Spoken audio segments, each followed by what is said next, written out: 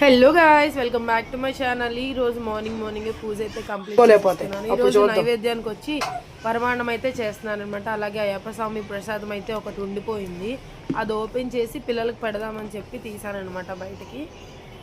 ఇంకా అన్ని రోజులు ఉండకూడదు, తినేసేయాలని చెప్పేసి ఇంకా పాపనైతే స్కూల్లో దింపేశాను మార్నింగే. మా హస్బెండ్ ఇంకా లేగలేదనమాట.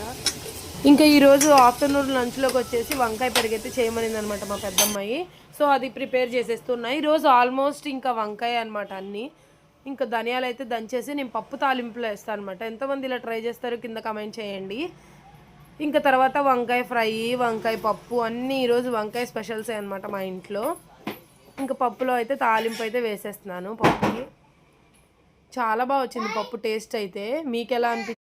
ఇంకా వంకాయ పప్పు అయితే చేసేసి పక్కన పెట్టేశాను అనమాట. అయిపోయిన తర్వాత ఇంకా నైట్ మా హస్బెండ్ వాళ్ళ ఫ్రెండ్స్ అయితే వస్తున్నారనమాట. వాళ్ళ కోసం అని చెప్పి పావు బాజీ ప్రిపేర్ చేయమన్నారు.